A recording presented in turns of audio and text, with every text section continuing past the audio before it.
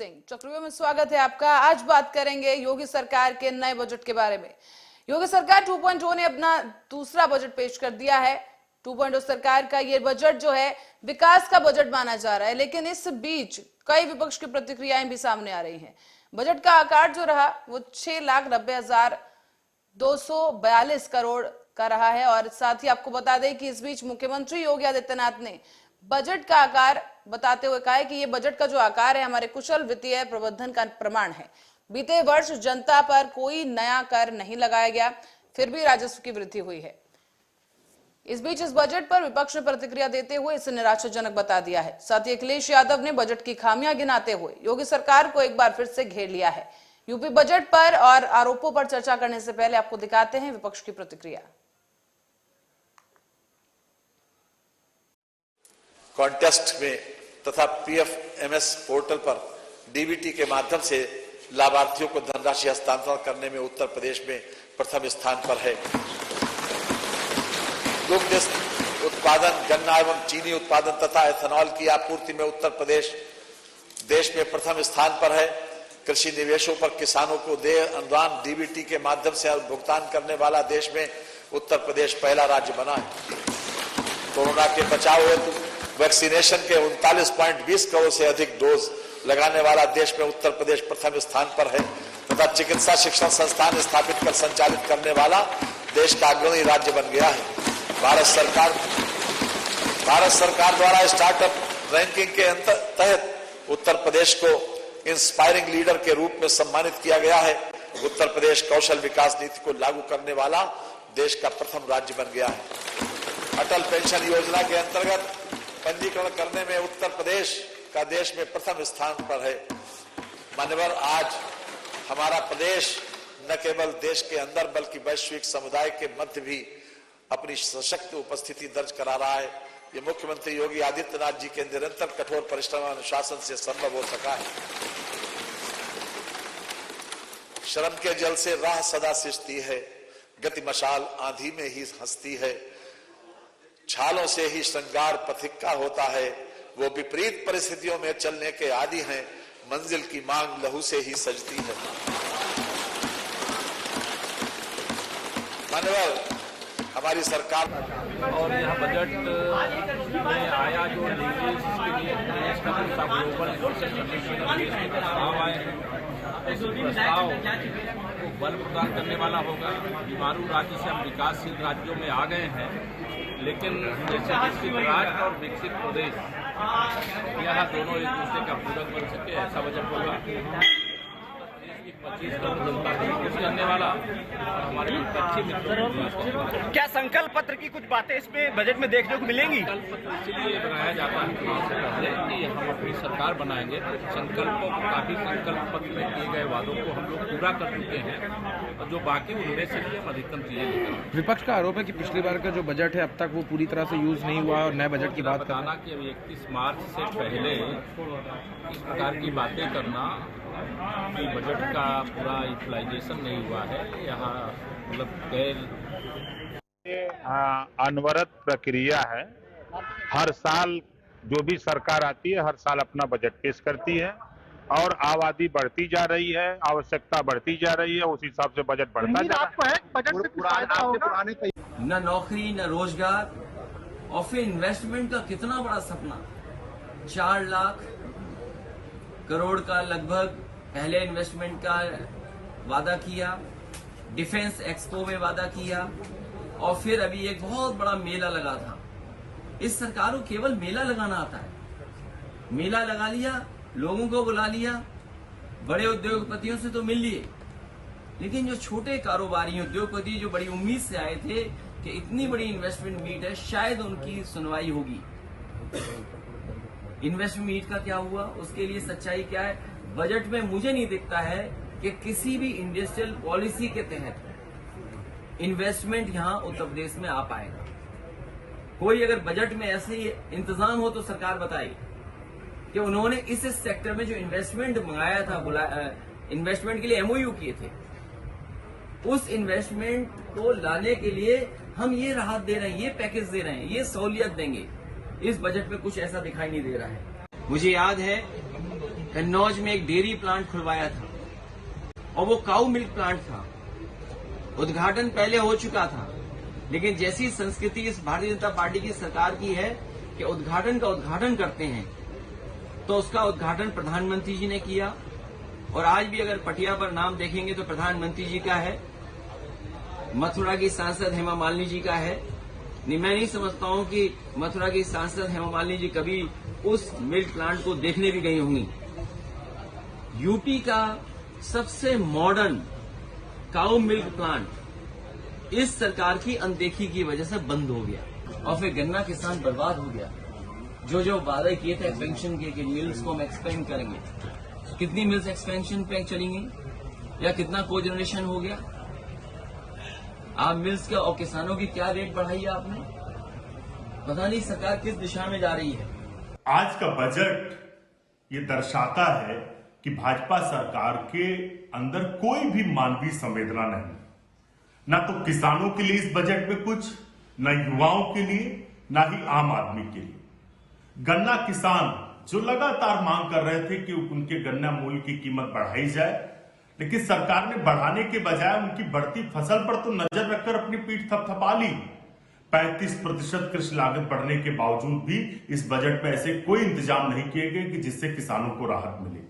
युवाओं को लेकर बड़ी बड़ी बातें मुख्यमंत्री जी और भाजपा के नेता मंचों से करते हैं, लेकिन 45 साल का सबसे बड़ा बेरोजगारी का दौर प्रदेश में गुजर रहा है और युवाओं के रोजगार के लिए कोई ठोस प्रबंध नहीं। सिर्फ प्रचार और झूठ के सहारे युवाओं को भ्रमित किया जा रहा और रोजगार मांगने पर लाठी मिल रही। आम आदमी को लेकर, निवेशकों को लेकर 25,000 निवेशक आए, 19,000 मयू हुए, लेकिन इस बजट में यह दिखाता है कि उनके लिए कोई इंतजाम नहीं। तो आखिर निवेश कैसे होगा, ये प्रदेश समझना चाहता है। प्रदेश की कानून व्यवस्था को लेकर कोई इंतजाम नहीं, महिलाओं की सुरक्षा को लेकर कोई इंतजाम नहीं, कुछ भी नया नहीं। ये बजट सिर्फ और सिर्फ सफेद कागज पर लिखा हुआ सफेद स्याही का झूठ का पुलिंदा है। जिस तरीके के पिछले बजट साबित हुए, उसी तरीके से ये भी बजट साबित।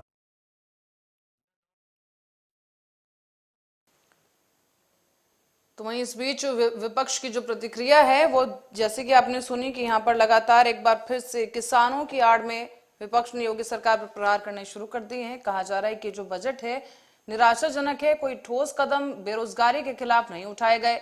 साथ ही किसानों की तरफ से जो गन्ना मूल्य को लेकर तमाम मांगे की जा रही थी, उसको लेकर भी सरकार ने नजरअंदाज कर दिया है। साथ ही साथ इस बीच इन्वेस्टर समिट को भी घेरा गया और कहा गया कि इन्वेस्टर समिट के दौरान जो मीट हुई उसमें छोटे व्यापारियों की सुनवाई नहीं की गई। हालांकि योगी सरकार इस बजट को काफी महत्वाकांक्षी बजट बता रही है और जिस तरीके से बजट में कई प्रावधान यहाँ पर किए गए हैं, आपको ये बताते चलें कि पर्यटन को बढ़ावा देने के लिए 300 करोड़ का प्रावधान किया गया है।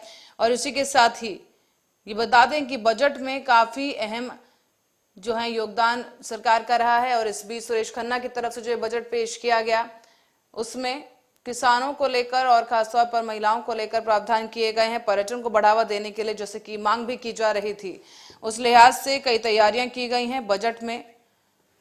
और अब आपको दिखाते हैं ग्राफिक्स के जरिए कि इस बजट में क्या कुछ अहम केंद्र बिंदु रहे जिनके आधार पर यह बजट बाकी बजट से अलग और बेहतर रहा है। योगी सरकार जिस तरीके का दावा कर रही है, ग्राफिक के जरिए अब आपको दिखाएंगे कि बजट में क्या कुछ खास है। वाराणसी गोरखपुर में मेट्रो के लिए 100 करोड़ रुपए आवंटित किए जाएंगे। इस बजट के आधार पर झांसी चित्रकूट लिंक एक्सप्रेसवे के लिए 235 करोड़ रुपए का प्रावधान किया गया। साथ ही इस बजट में कॉलेजों के संचालन के लिए 2491.39 करोड़ का प्रावधान किया गया है। स्वास्थ्य व्यवस्थाओं पर 12,650 करोड़ रुपए खर्च करने का प्रावधान है। साथ ही फार्मा पार्कों की स्थापना और विकास के लिए 25 करोड़ का प्रावधान रखा गया है और 14 नए मेडिकल कॉलेज की स्थापना करने का ऐलान कर दिया गया है बजट के दौरान। और पेट्रोल डीजल को लेकर भी अहम फैसला आया है कि पेट्रोल डीजल पर वैट कम कर दिया गया है। अब प्रदेश में इंफ्रास्ट्रक्चर पर भी बड़ा निवेश किया गया है, जिसके बारे में योगी सरकार शुरू से ही कह रही थी, अंदाजा भी लगाया जा रहा था, उम्मीद थी। और अब छात्रों को टैबलेट और स्मार्टफोन के लिए 3600 करोड़ का प्रावधान किया गया है। 14 नए मेडिकल कॉलेज स्थापित किए जाने का ऐलान कर दिया गया योगी सरकार की तरफ से।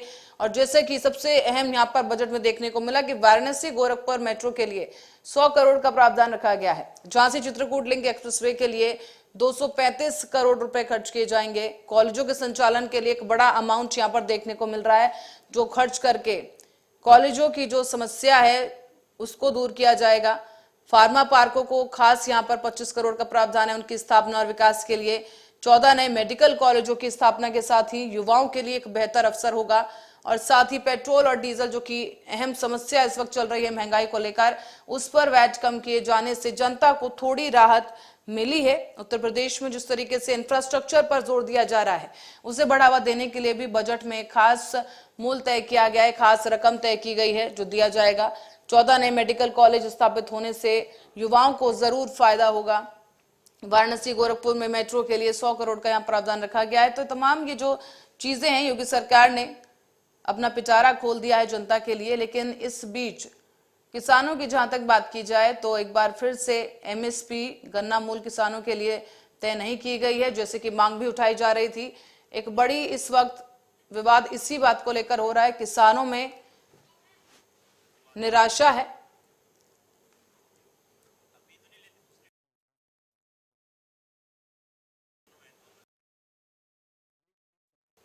और अब अपनी चर्चा को आगे बढ़ाएंगे और हमारे साथ आज जुड़ चुके हैं संदीप त्यागी, नेता बीजेपी, और अनूप दीक्षित, सपा प्रवक्ता। आप दोनों गेस्ट का बहुत बहुत स्वागत आ रहा है न्यूज पर। अनूप जी, सबसे पहला सवाल सर आपके लिए कि जहां एक तरफ सीएम योगी इस बजट को विकास का बजट बता रहे हैं, वहीं अखिलेश समेत कई विपक्षी पार्टियां इसे दिशाहीन बजट बता रही हैं, क्यों कह रहे हैं अखिलेश ऐसे? पल्लवी जी, 2022-23 वित्तीय वर्ष के बजट में घोषित कई योजनाएं अभी तक उत्तर प्रदेश सरकार की फाइलों में ही बनी। 2022-23 की जो योजनाएं थी उनका क्रियान्वयन अभी तक सही से नहीं हो पाया है और 2023-24 के बजट के उत्तर प्रदेश सरकार भूरी भूरी प्रशंसा कर रही है। उत्तर प्रदेश की जनता इस बात पर कैसे यकीन करे कि जो ये बजट इनको दिखाया जा रहा है, जो सपने इनको मुंगेरी लाल के दिखाए जा रहे हैं, ये पूरे होंगे भी? आप उत्तर प्रदेश सरकार की 22-23 के बजट की कई योजनाएं ऐसी जो मुझे ज्ञात है, संपूर्ण परिवार सर्वेक्षण योजना अभी तक शुरू नहीं हुई, टैबलेट और स्मार्टफोन योजना कुछ बटी है, बड़े तादाद पे 1500 करोड़ का बजट अलॉट किया गया था। मैं इनसे जवाब मांगता हूं कि क्या उस पूरे बजट के लैपटॉप और स्मार्टफोन बच्चों को बांट दिए गए?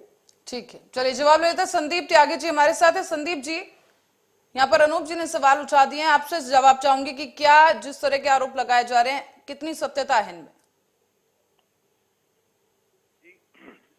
मैं बता देना चाहता हूं आपके माध्यम से कि आज जो उत्तर प्रदेश सरकार ने जो ये बजट, आदरणीय सुरेश खन्ना जी ने जो बजट पेश किया है, ये ऐतिहासिक बजट है।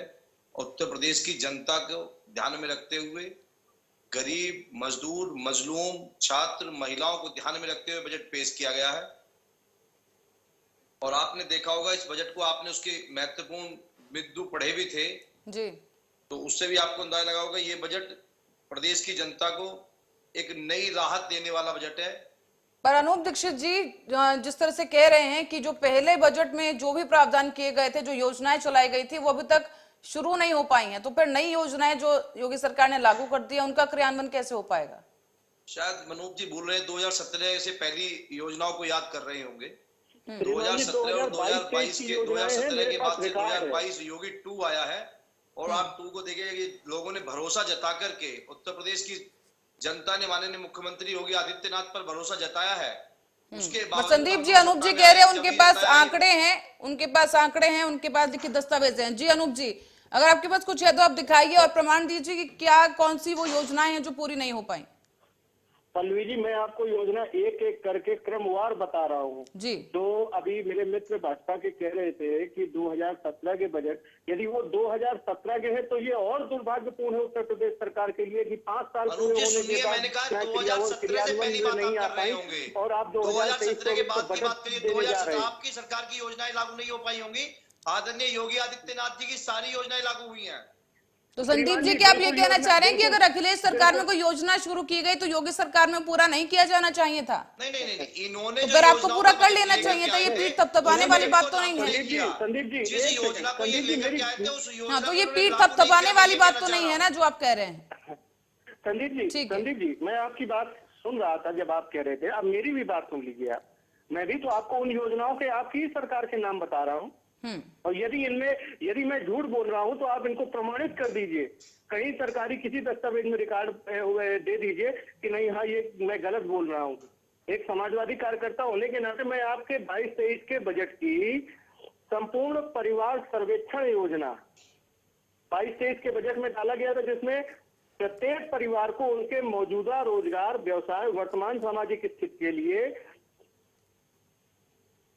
आधारबद्ध करने के प्रावधान थे। क्या इसमें 10 करोड़ रुपए बजट का भी प्रावधान किया गया था? क्या आज तक ये योजना क्रियान्वयन इसका हुआ? उत्तर प्रदेश सरकार कहीं रिकॉर्ड दे दे। मैनुअल स्कैवेंजर मृत्यु क्षतिपूर्ति योजना को आज तक आपकी सरकार बजट नहीं दे पाई। ये 22-23 के बजट में ये योजनाएं घोषित हुई थी। उसके बाद Keshav Das academy, Tulsidas academy, Surdas academy, इनके गठन भी इनका कर दिया गया था और 50-50 लाख का इनको बजट भी दे दिया गया था। उसके बाद आज तक इनका मसौदा तैयार नहीं हो पाया और शीर्ष स्तर पर इनको कोई मंजूरी नहीं मिली, वो भी कागजों में है। HPV टीके योजना, अब आप इन पे मुझको जरा प्रमाण दे दीजिए कि ये योजनाएं आपकी उत्तर प्रदेश सरकार द्वारा चालू है। ठीक है अनूप जी, जवाब ले लेते हैं। जी संदीप जी, परिवार स्वास्थ्य सर्वेक्षण की बात आप कर रहे हैं, जो प्रजनन दर 2021-2017 से पहले 2.7 हुआ करती थी, वो उसके मुकाबले पे आके 2.4 हुई। उस पे काम हुआ उत्तर 4.5 वर्षों में जो उस पे काम हुआ है, वो आप आंकड़े दिए हुए देख लें। 995 से बढ़कर के जो लिंगानुपात है वो 1017 हुआ है। वो योजना पे खर्च हुआ है, तभी तो उसके बाद में इम्प्लीमेंट हुआ, तभी तो उस पे सुधार आया है। आप 2015-16 में स्वच्छ ईंधन का इस्तेमाल करते थे परिवार 32.7%, जो वर्तमान में 49.5 है, और जो आज बढ़कर के 68 है।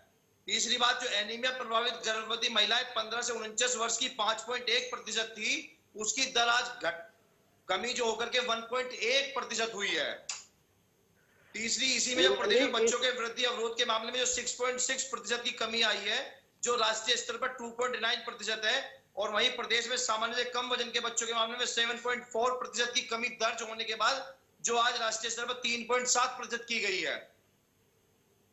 प्रदेश में संस्थागत प्रसव 67.8% से बढ़कर 83.4% हुआ परिवार नियोजन के उपाय से, 40.5% से बढ़कर 62.4%।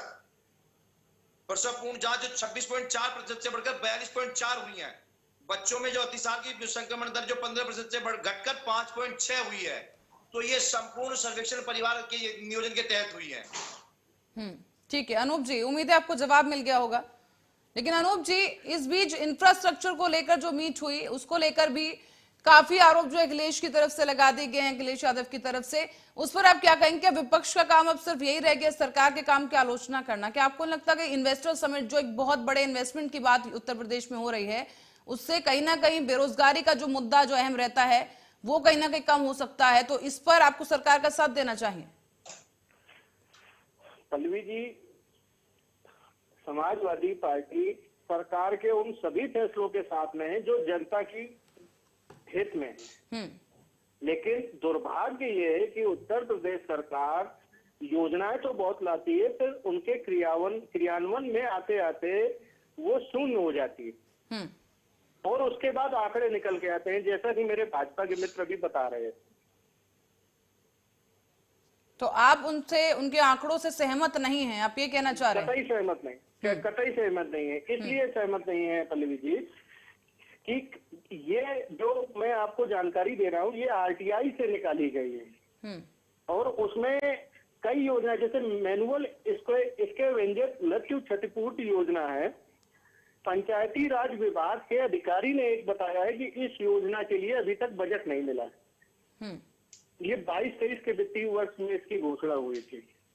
ठीक। और संपूर्ण परिवार सर्वेक्षण की जो योजना बता रहे हैं, पंचायती राज विभाग के अपर मुख्य सचिव मनोज कुमार सिंह जी ने बताया है कि योजना अभी तक शुरू नहीं हुई है।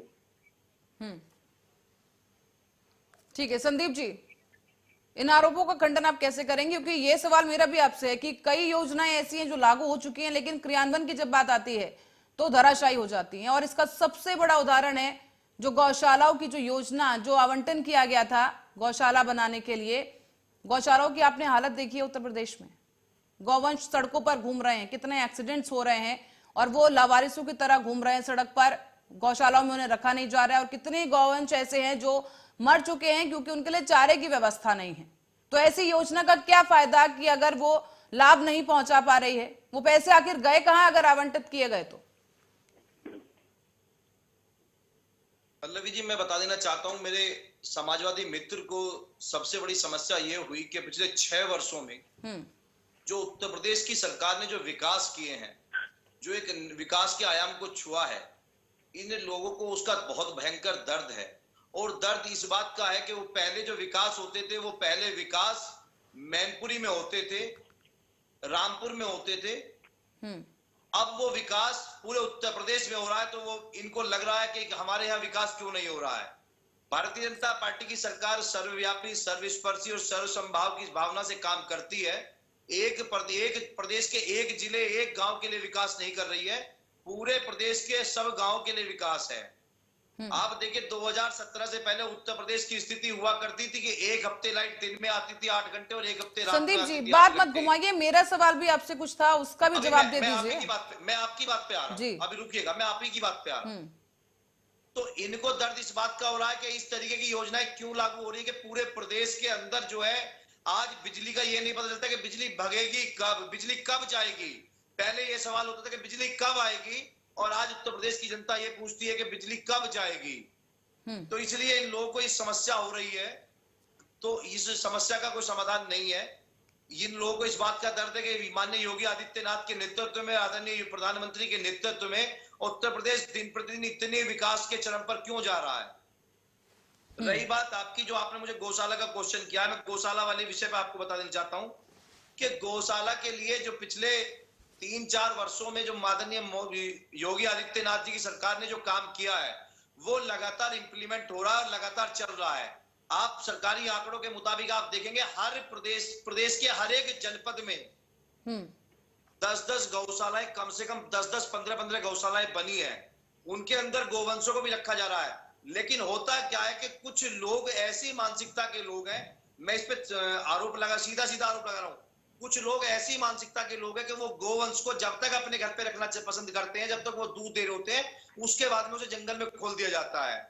उनके ऊपर भी कार्रवाई आदरणीय योगी आदित्यनाथ की सरकार कर रही है।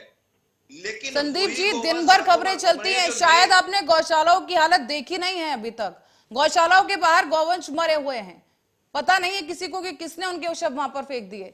कितने गौवंश ऐसे हैं जो हाईवेज पर, आप हाईवे समझ लो, जहाँ पुलिस की भी जो वैन खड़ी रहती हैं, लेकिन उसके बाद भी ना तो उन्हें वहां से हटाया जाता है। शाम को गौशाला वाले खुद ही उनको वहां पर गौ संरक्षक जो होते हैं छोड़ देते हैं उनको गुजर के लिए। वो गौ संरक्षक नहीं छोड़ते हैं उनको। तो फिर कौन छोड़ता है? गौशालाएं खाली हैं और गौवंश बाहर घूम रहे हैं सड़कों पर। हमारे जैसे आम लोग ही उसको छोड़ते हैं, गौ संचालक उसको बिल्कुल नहीं छोड़ते हैं। वो निस्वार्थ भाव से जो है गौवंशों की सेवा कर रहे हैं। इस तरीके के अनर्गल आरोप बयानबाजी जो ये विपक्ष करता है या जो करवाते हैं, ये गलत है। इस तरीके के बयानबाजी से हम लोग को बचना चाहिए। पर ऐसे लोगों पे कार्रवाई नहीं करनी चाहिए जो गौवंश को चारा तक नहीं दे पा रहे हैं। कितने गौ संरक्षक के बयान हमने सुने हैं जो कह रहे हैं कि हमारे पास बजट ही नहीं है, हमारे पास पैसे नहीं है, चारा की व्यवस्था कहां से करें। आप टाइम निकालिए, मैं आपको दिखाता हूँ। आप आइए ना, गाजियाबाद में आइए, मेरठ चलिए, हापुड़ चलिए, मैं आपको गौशाला दिखाता हूँ। एक नहीं, 1000 नहीं, 10-10 हजार गोवंश उसके अंदर है और उनको कितना चारा डाला जा रहा है, ये भी आप चल के देखिए।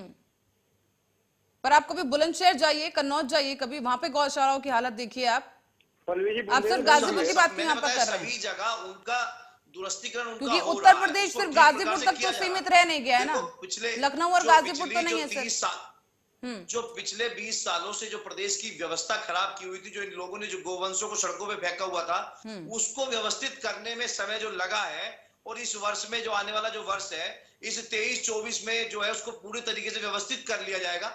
आप भी देखेंगे आने वाले 3-4 महीने में जितनी भी गौशालाएं व्यवस्थित नहीं है, कुछ व्यवसाय, कुछ गौशालाएं, सभी नहीं की बात नहीं कर रहा हूं, कुछ गौशालाएं जो व्यवस्थित नहीं है वो व्यवस्थित हो जाएंगी। ठीक है, चलिए अनूप जी कुछ कह रहे थे। अनूप जी। पल्लवी जी, मैं ये कह रहा था कि मेरे भाजपा के मित्र भी बता रहे थे गौशाला योजना के लिए, इनके प्रथम कार्यकाल में कामधेनु योजना आई थी, प्रत्येक जनपद में एक गौशाला बनाई गई थी। बुंदेलखंड में भी लगभग प्रत्येक जनपद में बने थे और 20-20 एकड़ में ये गौशालाएं बनी थी। पल्लवी जी, बुंदेलखंड की किसी भी गौशाला में आज तक एक भी जानवर बंद नहीं किया गया और कई गौशालाएं उनमें ऐसी हैं कि जिनमें उसमें कार्यकर्ताओं की किसी तरह की कोई नियुक्ति नहीं। कार्यकर्ताओं की नियुक्ति, जबकि ये कामधेनु योजना 1 करोड़ से ऊपर शुरू थी, उसके बाद ये स्थिति है। और बुंदेलखंड में अन्ना जानवरों की बहुत बड़ी समस्या है। किसान पल्लवी जी इससे बहुत परेशान है। बिल्कुल। हालांकि इस जो ये सत्र चल रहा है, इस सत्र में यहाँ के प्रशासन ने थोड़ी गंभीरता दिखाई है और गौशालाओं के क्षेत्र में कुछ काम किया है। यानी अब मानते हैं पूरी तरह से विफल नहीं रही गौवंश की जो योजनाएं चलाई जा रही हैं? नहीं, कुछ काम मैं पल्लवी जी कह रहा हूँ कि कुछ परसेंट, आप मान लीजिए कि 100 में 25% क्रियान्वयन इसी सत्र में अभी हुआ है 2-3 महीने पहले। लेकिन ये कामधेनु योजना जिसकी मैं चर्चा कर रहा हूँ, ये योगी सरकार के प्रथम उसके कार्यकाल की योजना है जो कि 5 साल से खाली ही पड़ी है। ठीक है, जवाब ले लेते हैं संदीप जी। जी,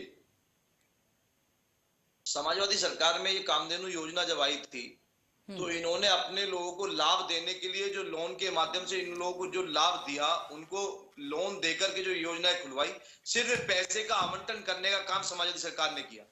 हमारी सरकार में जो भी कामधेनु की तरीके से जो गौशालाएं खुली है, जो उस योजना के तहत जो गौशालाएं खुली है, वो गौशालाएं लगातार चल रही है। और जो ये बात करते हैं, मैं बताऊं, आगरा के अंदर 14 गौशालाएं चल रही हैं, गाजियाबाद में भी तमाम गौशालाएं चल रही हैं, लखनऊ में भी चल रही है, मेरठ में भी तमाम गौशालाएं चल रही हैं। इनके दौरान जो इनके कार्यकर्ताओं को, इनके नेताओं को जो पैसे का आवंटन गलत तरीके से जो कामधेनु को लिया, वो कामधेनु की गौशालाएं बंद हुई है। बाकी जो योजनाएं जो इस योजनाबद्ध तरीके से जो सरकार ने, योगी सरकार ने चलाई है, वो सही प्रकार से चल रही है। चलिए ठीक है संदीप जी, एक और मैं आपसे सवाल यहाँ पर उठाना चाहूंगी कि किसानों के लिए इस बजट में क्या है?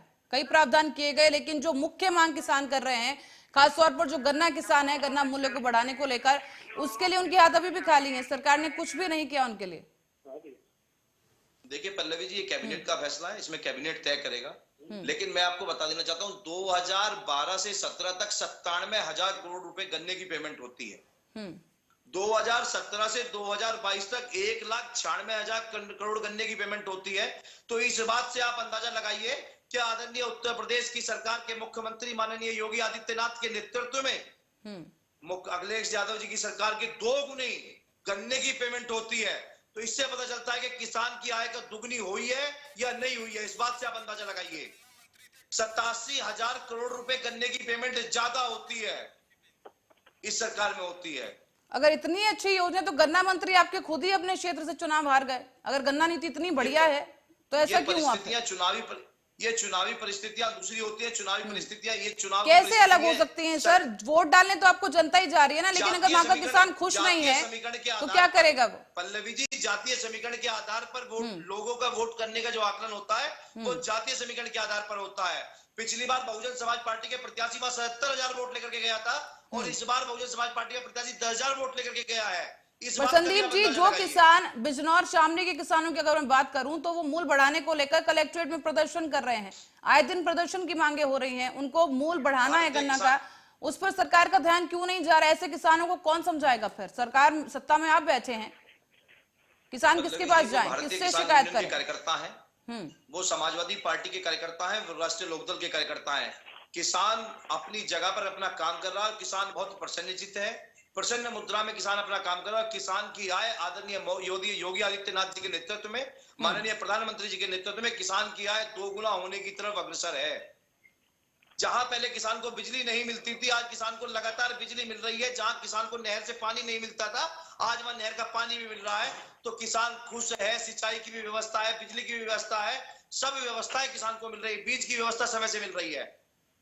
ठीक है। तो किसान वहां नहीं आंदोलन कर रहा है, आंदोलन सिर्फ राष्ट्रीय लोकदल। अनूप जी, यहाँ संदीप जी का आरोप है कि जो किसान प्रदर्शन कर रहा है वो समाजवादी पार्टी के कार्यकर्ता हैं।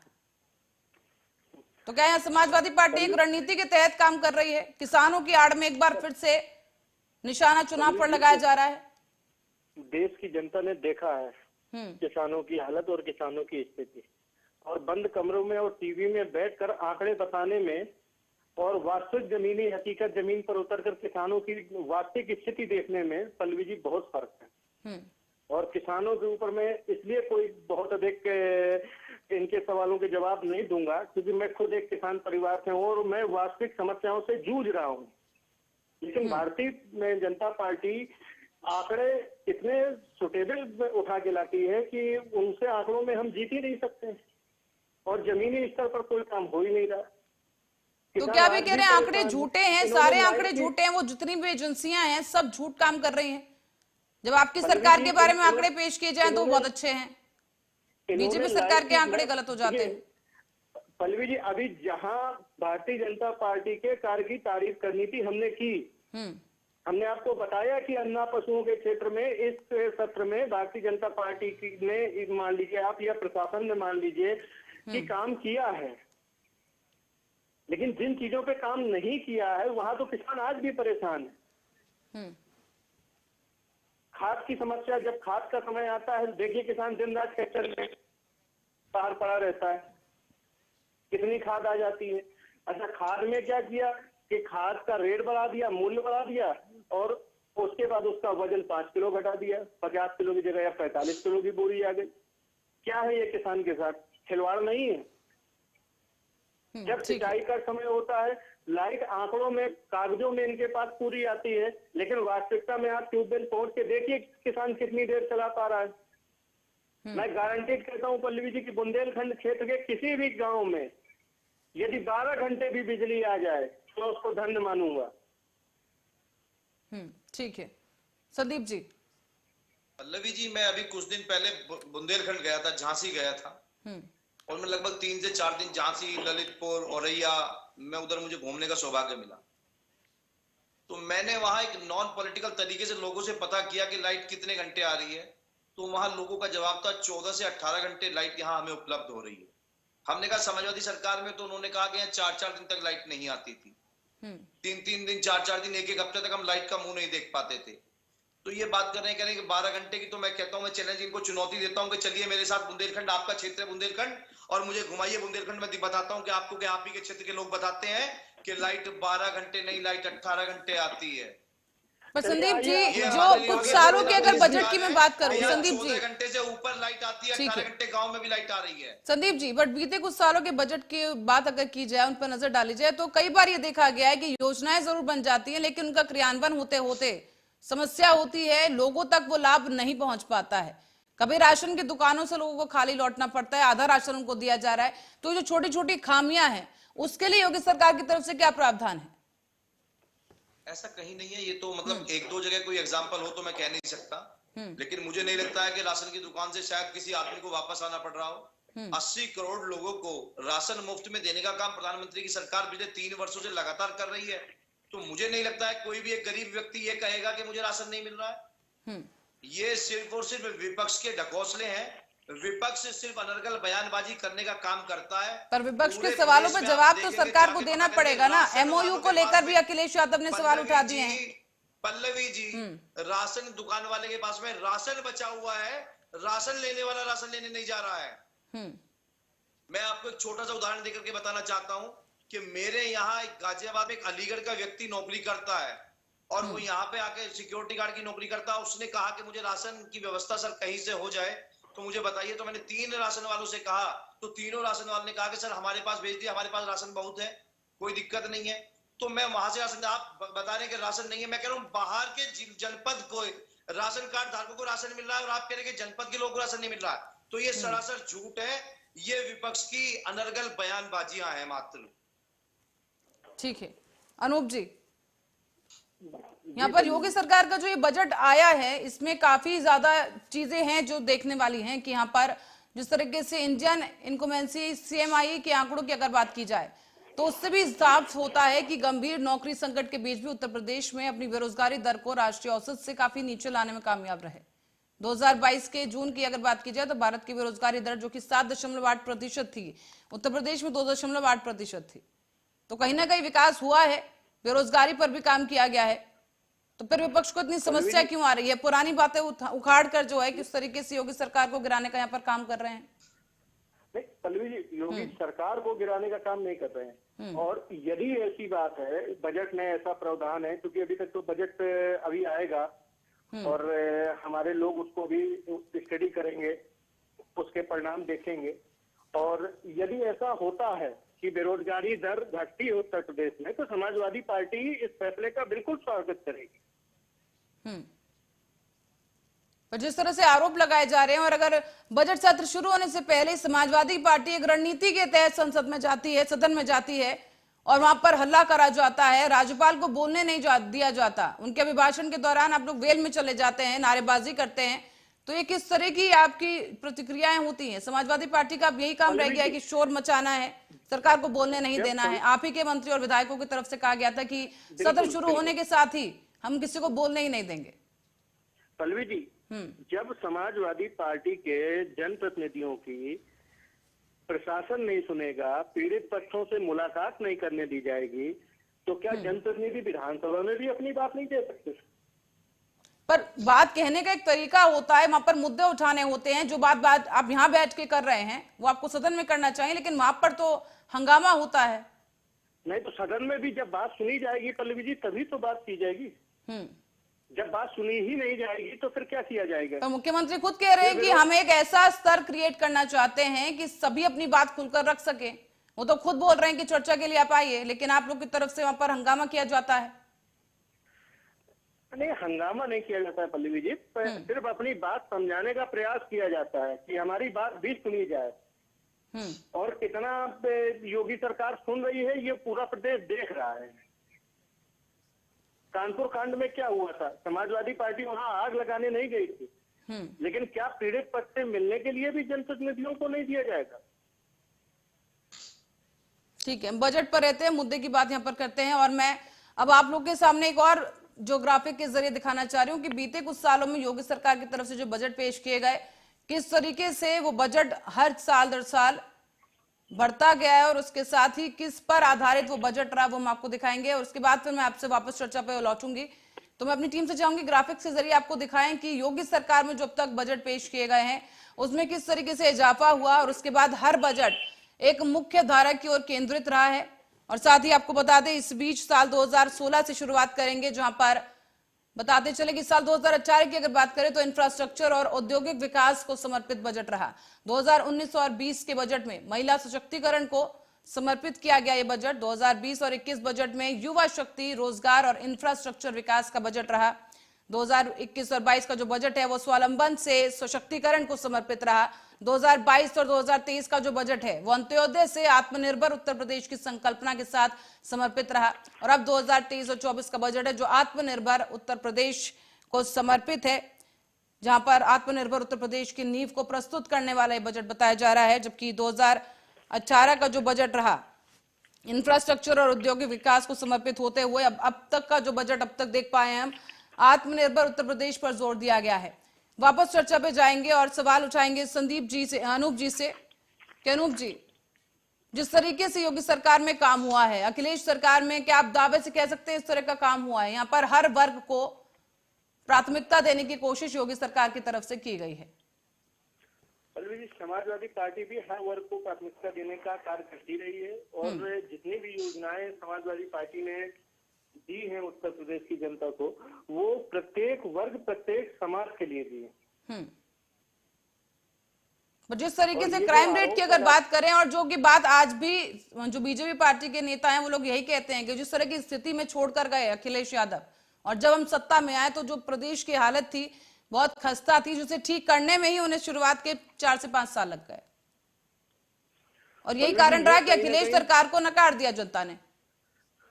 देखिए, अखिलेश सरकार को पल्लवी जी यदि नकार दिया था जनता ने 2017 में, तो 2017 में समाजवादी पार्टी के पास कितनी सीटें थी? 50 से भी कम विधायक थे। हम 5 साल जनता के बीच गए, 5 साल जनता ने उत्तर प्रदेश सरकार की योजनाएं देखी और इनका कार्यकाल देखा। 2022 में समाजवादी पार्टी 130 सीटों पे आई। क्या पल्लवी जी, यदि उत्तर प्रदेश की जनता और इतना नाखुश थी और समाजवादी पार्टी से इतनी नाराजगी थी, तो ये सीटें कैसे बढ़ी? हमें तो खत्म हो जाना चाहिए था, बसपा की स्थिति में आगे बैठ जाना चाहिए था। लेकिन इसी उत्तर प्रदेश की जनता ने हमको मजबूती से खड़ा किया।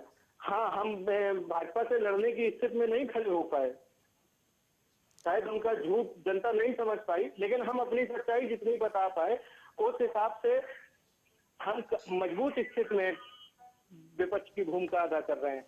चलिए ठीक है, 2027 में पूरी तैयारी से पुनः लड़ेंगे। अभी तो 2024 है हमारे सामने। ठीक है, संदीप जी से जवाब ले लेते हैं। संदीप जी, ये जो बजट रहा इसको चुनावी दौर के हिसाब से भी काफी अहम बजट माना गया है और इस बजट में कई प्रावधान, जैसे कि मैंने अभी बताया भी, काफी जो इंफ्रास्ट्रक्चर को लेकर है और उत्तर प्रदेश के नए विकास को, आत्मनिर्भर उत्तर प्रदेश को लेकर बजट बनाया गया। लेकिन इसके क्रियान्वयन को लेकर किस तरह की योजना, किस तरह की रणनीति सरकार के पास है? क्योंकि क्रियान्वयन के समय धराशाही हो जाती है कई बार योजनाएं, उसको लेकर आपके पास क्या मास्टर प्लान है? लवी जी, आपने बताया चुनाव की बजट है, चुनाव को देख करके बजट किया है। मैं आपको बता देना चाहता हूं कि भारतीय जनता पार्टी हर वक्त चुनाव के मोड में रहती है। हमें ये परवाह नहीं है कि 5 साल बाद चुनाव है, 4 साल बाद चुनाव है। भारतीय जनता पार्टी का कार्यकर्ता बूथ स्तर पर काम करता है, जनता के दिलों में रहकर काम करता है, जनता की जरूरतों को समझ के काम करता है, जनता की आवाज को बन के काम करता है। आप रही बात जो योजनाओं के क्रियान्वयन की, रोज जो योजनाएं हैं उन योजनाओं का क्रियान्वयन सही तरीके से हो रहा है और आगे जो कुछ खामियां हैं उनको दुरुस्त किया जाएगा, उनको ठीक किया जाएगा। आपको जानकारी होगी शायद कि डीबीटी के माध्यम से, डायरेक्ट बेनिफिट ट्रांसफर के माध्यम से उत्तर प्रदेश की सरकार देश की नंबर 1 सरकार है। संदीप जी, जैसे कि आपने भी कहा कि लोगों की जरूरतों को समझकर काम किया जाता है, लेकिन यहाँ पर एमएसपी मूल्य पर फिर मैं वापस आना चाहूंगी, क्योंकि किसान काफी लंबे समय से यही मांग कर रहे हैं। राकेश टिकैत का भी इसी से जुड़ा हुआ एक बयान आया, उन्होंने कहा कि तमिलनाडु में जिस तरह से बजट पेश किया गया और किसानों में जो दिया गया है वही उत्तर प्रदेश सरकार को भी देना चाहिए था। एमएसपी मांग को लेकर कब से किसान अड़े हुए हैं, आंदोलन भी बहुत बड़ा देखने को मिला, लेकिन उसके बावजूद उन्हें इस पर कोई राहत नहीं दी गई है। दूसरा बड़ा सवाल मैं आपसे यहाँ करना चाहूंगी कि योगी सरकार में खुद कहा था, 100 दिनों का एक टारगेट लेके चले थे सीएम योगी कि जो सड़कें हैं, जिनकी जर्जर हालत है, उनको ठीक किया जाएगा, लेकिन वो भी धराशायी हो गई। उनका फरमान भी यहाँ पर जो अधिकारी है उन्होंने पलीता लगा दिया है। तो आप कैसे दावा कर सकते हैं कि जो ये बजट पेश किया गया, इतने बड़े जो सुहावने वादे दिए गए हैं जनता को, वो पूरे होंगे? बिल्कुल, 5 वर्षों में वादे पूरे किए, उसी के बाद में सत्ता में पुनः वापसी करिए और अब फिर वादे पूरे करेंगे। फिर 2027 के सपने देख रहे हैं, मुंगेरी लाल के हसीन सपने देखना अच्छा अधिकार है और ये मुंगेरी लाल के हसीन सपने देखें, अच्छी बात है। तो हम लोग वादे पूरे करेंगे, तब फिर पुनः सत्ता में वापसी करेंगे। हम जनता को, पर कैसे वादे पूरे करेंगे? आपके अधिकारी आप ही की बात नहीं सुन रहे हैं। ऐसा नहीं है, अधिकारी सब अपनी सरकार की बातें सुन रहे हैं। सरकार के जो है बातों को ध्यान में रख के, सरकार के नियम कानून को ध्यान में रखते हुए सरकार के अधिकारी काम कर रहे हैं। कहीं ऐसा नहीं है, हमारी सरकार के अधिकारी बहुत अच्छे ढंग से काम कर रहे हैं। कुछ तो फिर सड़कों की हालत अभी भी जर्जर क्यों बनी हुई है सर? लगातार काम चल रहा है। अभी बजट आया, उसके बावजूद आप देखेंगे उत्तर प्रदेश की बात नहीं कर रहा हूं मैं, पूरे देश की बात कर रहा हूं कि भारतीय जनता पार्टी की जब सरकार आती है तो सबसे पहला काम सड़कों पर होता है, ट्रांसपोर्ट पर सबसे पहला काम होता है। सड़क की व्यवस्था को ठीक करना भारतीय जनता पार्टी की मूलभूत आवश्यकता है, मूलभूत विकास, उसको मूलभूत एजेंडा है। उसी को लेकर के भारतीय जनता पार्टी काम करती है। जब सड़क की सुरक्षा होगी, सड़क ठीक होगी, तब जो है व्यापार भी ठीक तरीके से हो पाएगा, तो सभी लोग तभी काम ठीक कर पाएंगे। ये भारतीय जनता पार्टी का मूल एजेंडा है। ठीक है, और जैसे कि महिला सशक्तिकरण की बात योगी सरकार करती है, आंगनबाड़ी कर्ताओं की तरफ मैं आपका ध्यान ले जाना चाहूंगी संदीप जी, उनके लिए भी मैं आपसे पूछना चाहूंगी, क्योंकि कई आंगनबाड़ी कार्यकर्ता बैठे हैं, उनका ये कहना है कि उन्हें उनका वेतन नहीं दिया गया है, 3 से 4 महीने का समय बीत गया है, लेकिन अब तक वेतन नहीं मिला है। तो इस समस्या के लिए सरकार के पास क्या है? ऐसा कुछ जगह की परिस्थितियां होंगी, सभी जगह ऐसा नहीं है। कोई टेक्निकल प्रॉब्लम्स उनकी हो सकती है, बाकी पूरे प्रदेश की व्यवस्था जो आप ये बात कह रही है, पूरे प्रदेश की दिक्कत नहीं है। ये कहीं एक व्यक्तिगत 1-2 जगह की हो सकती है कि वो टेक्निकल प्रॉब्लम हो सकती है, वरना या किसी की ना तनख्वाह को रोका जा रहा है, सबकी तनख्वाह को समय से दिया जा रहा है। और महिला सशक्तिकरण के लिए 3 पीएससी बटालियन उत्तर प्रदेश की सरकार ने बनाने का काम किया है। चलिए ठीक है, अनूप जी से, समय की कमी आपको यहाँ पर रोक रही हूँ, अनूप जी से फाइनल कमेंट ले लेते हैं। अनूप जी, बजट आ चुका है, एक नए वादा यहाँ पर सरकार की तरफ से किया जा चुका है, आपका इस पर क्या कहना है? और सदन में क्या हम, जैसे कि आपने कहा भी कि विपक्ष बहुत स्ट्रांग है, तो क्या एक स्ट्रांग विपक्ष देख पाएगी जनता, या फिर एक बार हंगामे की भेंट चढ़ जाएगा सदन? नहीं, हंगामे की भेंट नहीं चढ़ जाएगा सदन, और समाजवादी पार्टी कभी नहीं प्रयास करती है कि सदन हंगामे की भेंट चढ़े। और रही बात जहां तक बजट की, अभी बजट आया है, बजट पे अध्ययन करेंगे हमारे विशेषज्ञ, और उसके बाद देखते हैं यदि उत्तर प्रदेश की जनता का कहीं भला होता है तो समाजवादी पार्टी बजट का दोनों हाथों से स्वागत करेगी। चलिए ठीक है, बहुत बहुत धन्यवाद। 2022 से जी बहुत बहुत धन्यवाद आप दोनों गेस्ट का इस चर्चा पर जुड़ने के लिए। तो दर्शकों को बताना चाहेंगे, जिस तरह से अनूप जी यहाँ पर कह रहे थे कि वो एक बार फिर से बजट का आकलन करेंगे और उसके बाद चर्चा में उतरेंगे, सदन में चर्चा देखने को मिलेगी, लेकिन फिर भी जनता के बीच में डर जरूर रहेगा कि कहीं फिर से एक बार हंगामे की भेंट सदन न चढ़ जाए। लेकिन उत्तर प्रदेश सरकार का ये नया बजट आ चुका है, इसमें कई लुभावने वादे किए गए। किसानों को बिजली बिल में 50% की छूट दी गई है, आने वाले दिनों में 100% की छूट देने का भी यहाँ पर ऐलान किया गया है। विगत 6 सालों में प्रदेश के प्रति व्यक्ति की आय भी दुगनी हुई है, और आपको बता दें कि प्रदेश की जीडीपी में 2 गुना अधिक बढ़ोतरी हुई है। 5 नए राज्य विश्वविद्यालय खुलेंगे और कुशीनगर में कृषि विश्वविद्यालय भी बनेगा। कई ऐसी योजनाएं हैं जो इस बार बजट में रखी गई, उनका क्रियान्वयन किस तरह हो पाता है और कब तक ये योजनाएं पूरी होंगी, ये देखने वाली बात होगी। चक्रव्यूह में आज के लिए इतना ही, बने रहे हमारे साथ, देखते रहे आर्या न्यूज।